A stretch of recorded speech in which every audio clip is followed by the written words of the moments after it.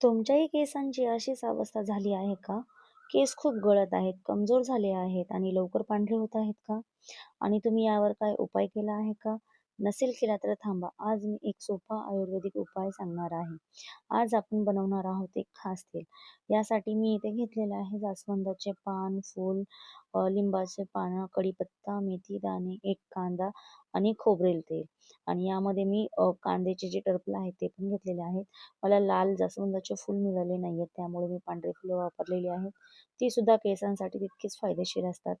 या सगळ्याच गोष्टीचा आणि गोष्टीमध्ये जे काही गुणधर्म आहेत, जे तुमच्या केसांच्या ग्रोथसाठी खूप चांगले आहेत. यामुळे केस मजबूत होतात, गळती कमी होते आणि अकाली पांढरे होणारे जे केस आहेत ते कमी होण्यास मदत होते. आणि याचा जे काही रिझल्ट आहे मी तुमच्यासोबत शेअर करणार आहे. या अगोदर मी फक्त कांद्याचं जे तेल असतं ते वापरलेलं आहे. पण मी आता यामध्ये हे सगळेच इन्ग्रेडियंट मिक्स करून परत एकदा एक तेल बनवणार आहे. मी इथे लोखंडी पॅन घेतलेला आहे. त्यामध्ये जे खोबरेल तेल आहे त्यामध्ये टाकलेलं आहे आणि त्यामध्ये जे कढई आहे जी लोखंडाची घेतलेली आहे त्यामध्ये काय असतं, आयर्न घटक असतात. त्यामुळे काय होतं की आपल्या केसांसाठी ते फायदेशीर ठरू शकतात.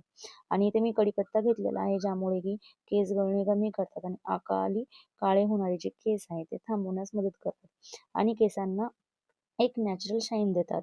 कांदा आणि कांद्याचे जे टरफल आहेत त्यामध्ये अँटीऑक्सिडंट असतात आणि ते केस काळे ठेवण्यास मदत करतात आणि केसांना शाईन आणि सॉफ्टनेस देतात.